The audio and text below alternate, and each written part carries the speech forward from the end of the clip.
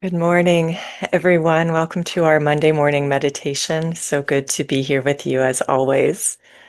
Um, just having this big image in my mind this morning over and over again in my own meditation time. And ever since, it's a picture of our presence, if you will, that part of us that is the observer of our mind as it goes and does its thing. And that observer is right here. And the mind is sometimes over here telling us what to do, telling us, directing us, if you will. And other times the mind is over here creating stories of things to be afraid of and reasons why, and or people to be angry with and reasons why, um, things to feel sad about or guilty about or shameful about, and all the reasons why. And then the mind over here looks at those emotions that are coming up and decides what to do with those emotions.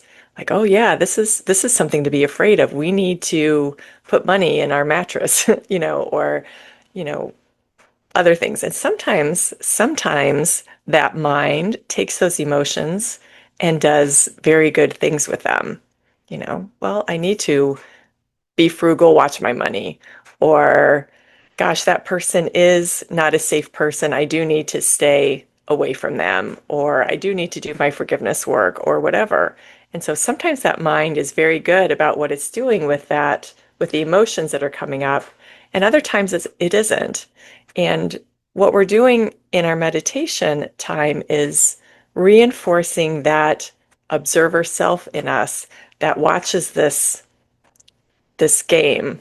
Our emotions are the story that's being told, our emotions that come up.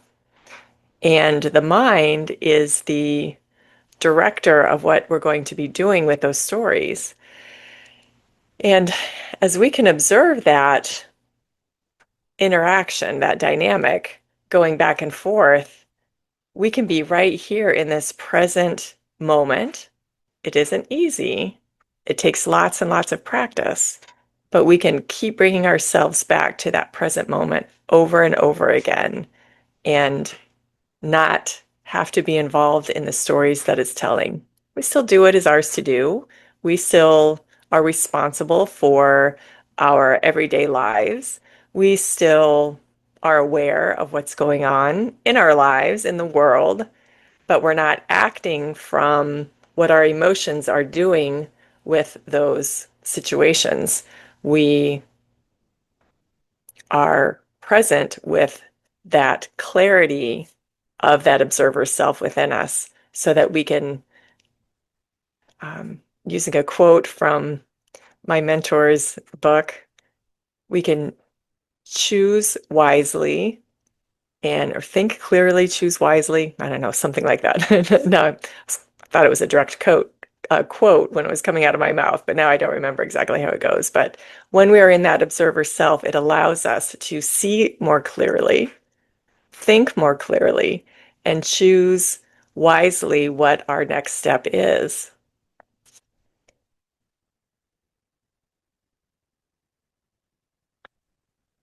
If you have, I'm sure you've had an experience like this, but I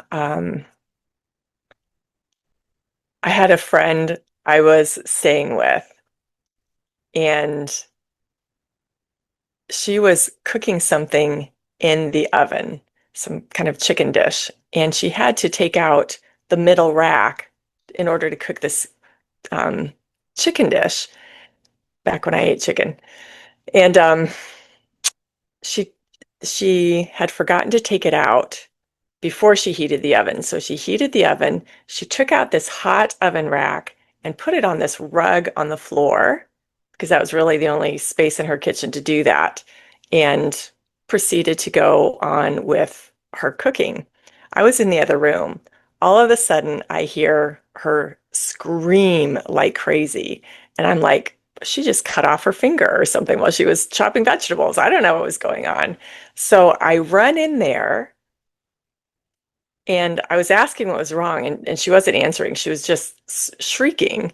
And I run in there to find out what's happening. She had gone out the other door in the kitchen.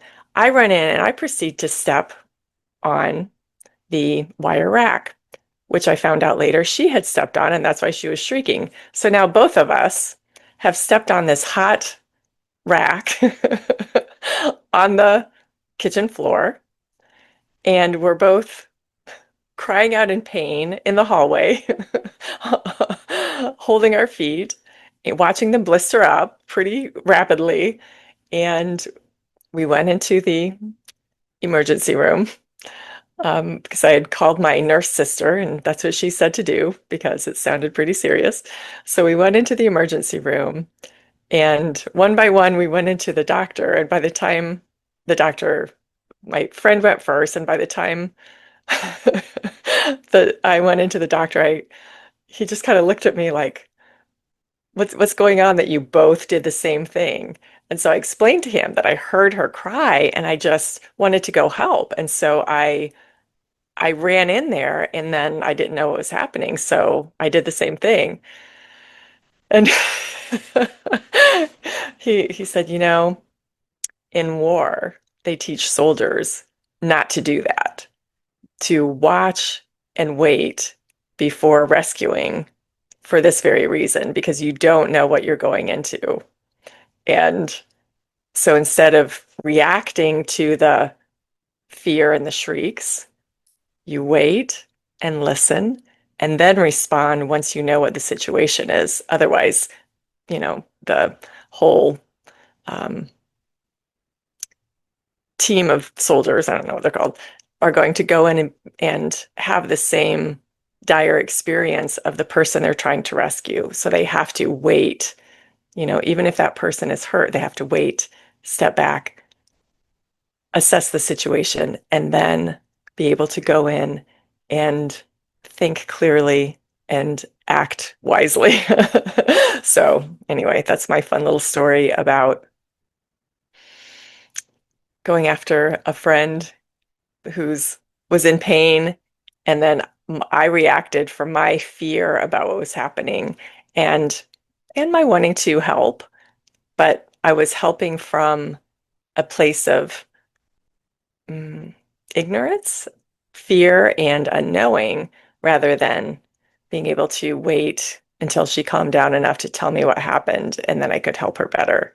But that was a long time ago. I was just a kid. I didn't know. But we know we can be um, aware. Anyways, fun little story to emphasize what I'm talking about today about that our emotions tell us a story that the mind believes and comes in and acts on that story, but our observer self can, before we act, can sit back and go, okay, what is the real situation? Is it something I need to be afraid of? Is this emotion real? How is it guiding me? What is it telling me to do? And is that the best thing? And our emotions can be very strong sometimes. They can be very convincing. Our emotions live in our bodies. So when our thoughts come up, we don't necessarily have body sensations that go along with that. But when our emotions come up, oftentimes our bodies are activated by those emotions, and which causes those emotions to feel extremely real. So it's so important to be able to recognize the emotion that's coming up, how it's affecting our bodies. How is this feeling in our bodies? Because it's stirring something. It's our survival mechanism. So it stirs us to act, but oftentimes we don't really need to be acting the way that our emotions are telling us to. We need to step back, breathe, think about it, and and get into our space of clarity so that we can think clearly and choose wisely. So that's our that's our theme for today. So our meditation time, of course, helps us practice be in that present state of mind, that clarity. And when we're not in clarity, we can come back to this place that we practice, hopefully every day, but definitely every week of being in that observer, observer space. So we're just going to practice today, watching, being present with our breath as always, and practice just watching what's happening in the mind. Watch the mind jump from, oh my gosh, this thing is on fire over here. I have to do something about it. Versus, what if we didn't? What if we're just watching the situation, assessing the situation, and asking, okay, what is the wisest next step here? What is the wisest next step? Not the immediate, the world is burning down next step, but the wisest next step.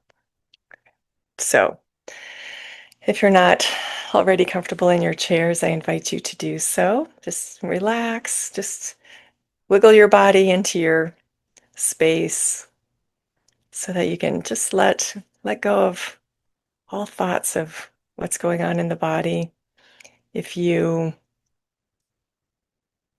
have physical discomfort, just notice that. Even if it doesn't settle down, just notice it and just let it be.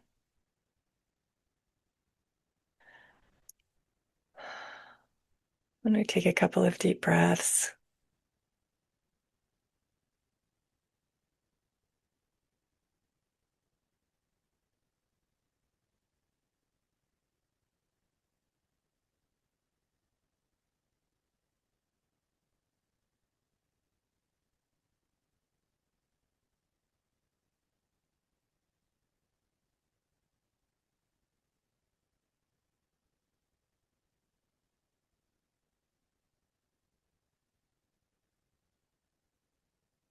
and let your breath return to a natural pace, whatever that may be. Bringing the breath in through the belly instead of just breathing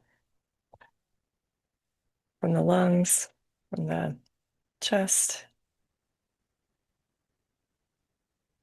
Just feel that belly move as you breathe in and out.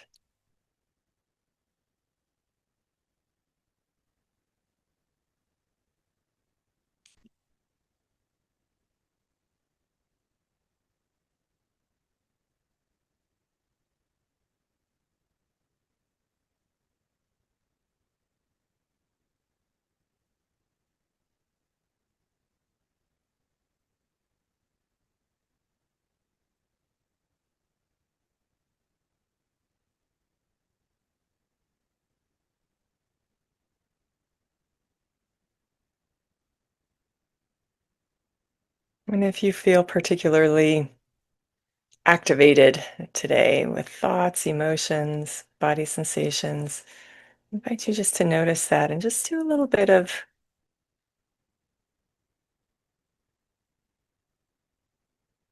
mm, method breathing or doing our quick breath, breathing into the count of four. Just take some time to really slow the mind down, slow the breath down, slow the body down, slow down whatever emotions might be on the surface for today.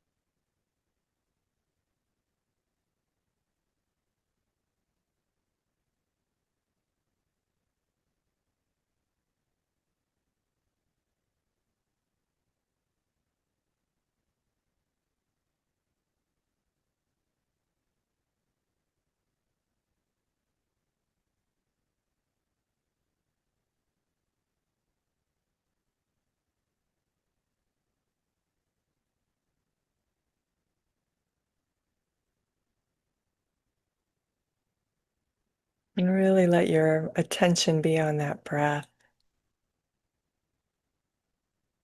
Feel it filling your belly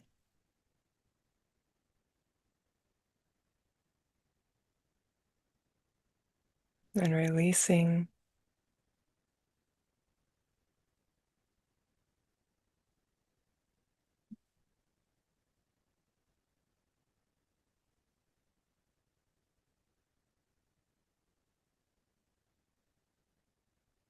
We're detaching our attention from our thoughts, from our emotion, from our to-do list. Just being right here present with our breath.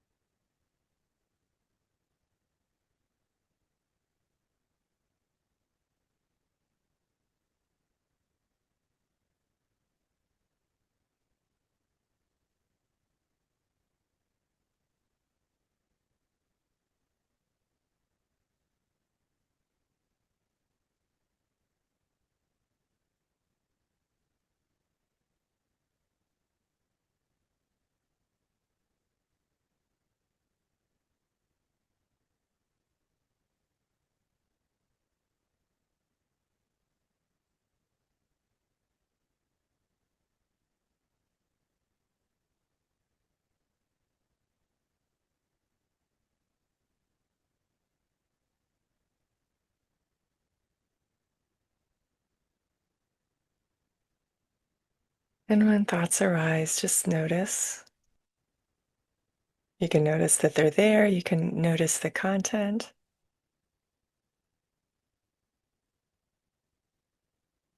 And just bring your breath, bring your attention back to your breath.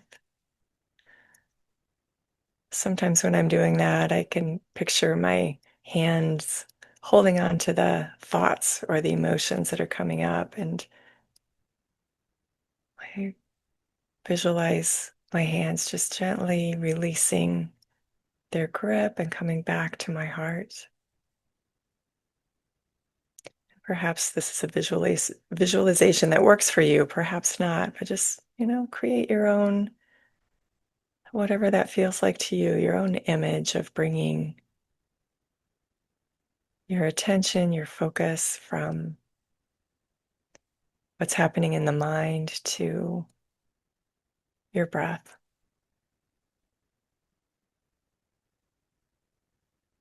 There's a safety and a peace of this present moment. And our thoughts are rarely, rarely in the present moment. They're always somewhere else.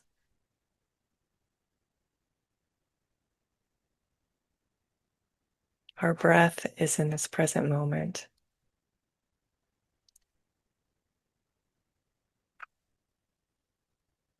That helps our attention be in this present moment, which is exactly where we truly are. So it's just helping the mind come into alignment with reality.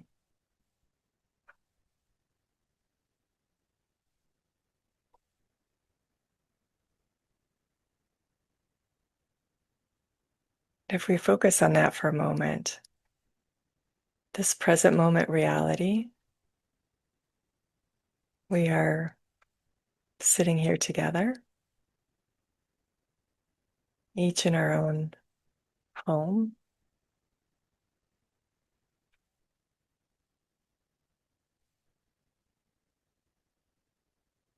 We're sitting in our chairs and we are safe.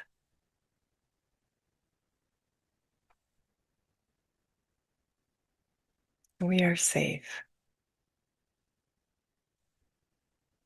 And as you hear those words, just notice what your mind does with them.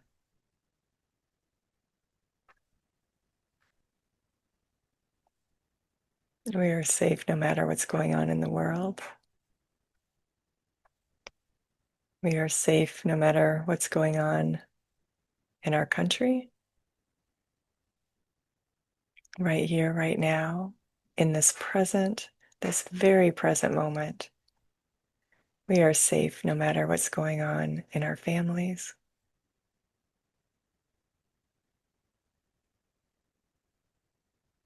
We are safe no matter what's going on in our day-to-day lives.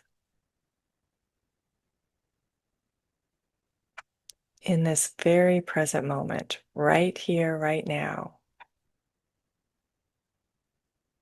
It doesn't matter what else is going on. In this moment, we are perfectly, absolutely safe.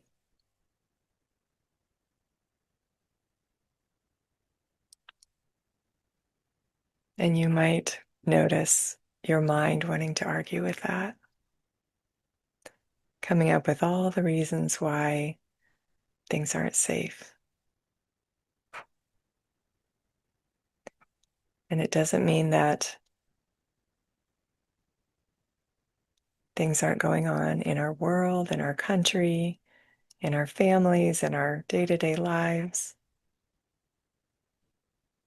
But still, in this very present moment, we are right here, right now, present with our breath. And none of that matters to our present moment safety.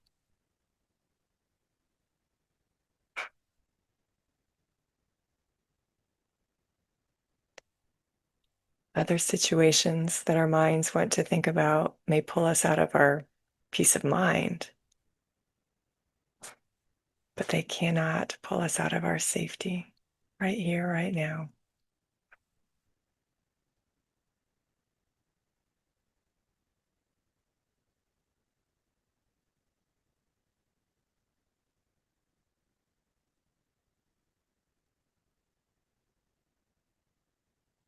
And for some of us, that can seem so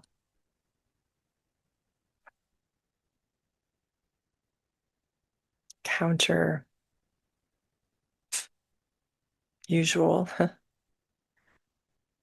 counter to what we're used to, how we're used to living, that it can feel like writing with your non-dominant hand. It can feel so out of place to believe in that present moment safety.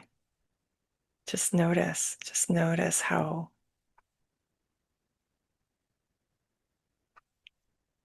habitually busy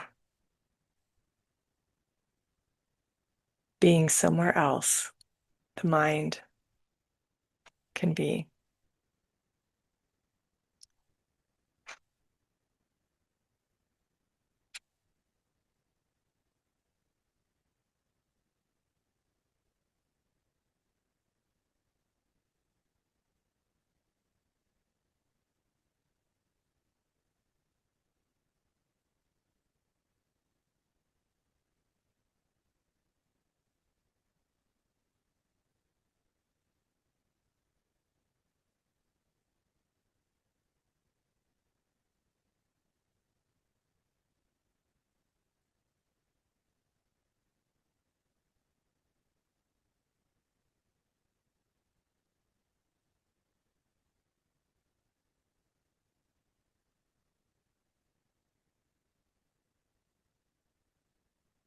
There's nothing wrong with that. That's just what minds do. But we can also, there's a way out. There's a way out. And that way out is right here, right now. Being so fully present with the actual reality of this very moment, which is we are sitting here right now. We're not at the effect of anything happening beyond this present moment.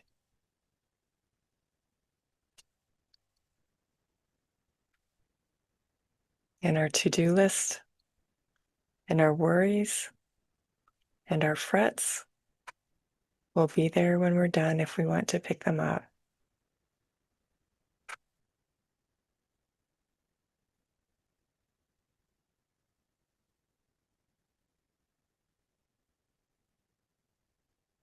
But even as we work through our to-do list,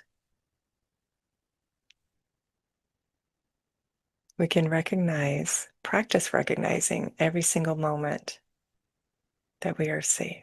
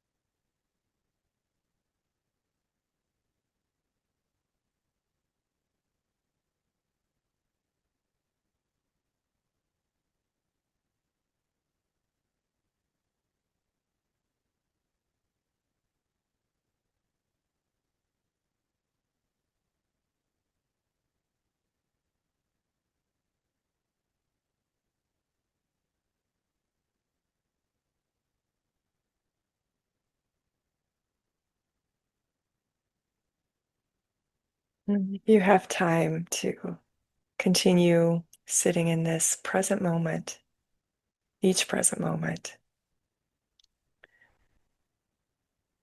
I invite you to do so if you have that to-do list waiting for you. Just take this practice with you. Take this. Maybe it's a new understanding for you of this present moment. Maybe it seems impossible or overwhelming to pull the mind out of worry. Maybe it seems unsafe to pull the mind out of worry. And that's what the mind wants us to think and believe. But as we practice, even asking the question, am I really in danger right now? Am I really, really, truly, honestly in this present moment in any danger? Not what might happen, not what could happen, not what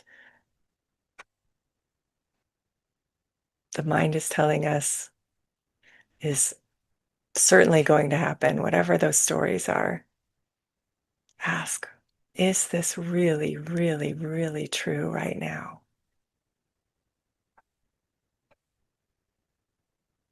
And unless we are in imminent physical danger, there is nothing that we cannot walk through.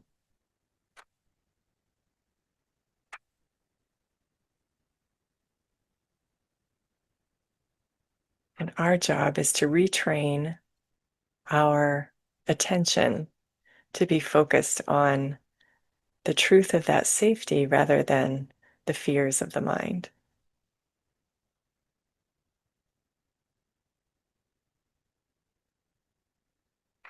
And that is a lifelong practice for sure.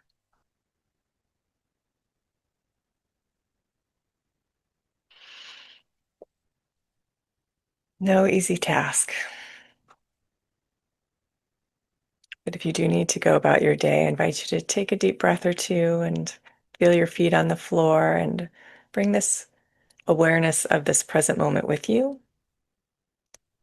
And go through each day making your decisions and your action plans from that place of knowing that you're safe right here, right now. And just see what that's like We're just going to practice that this week, and I will practice it with you. Thank you for being here with me today, and I look forward to seeing you next week. Bye bye.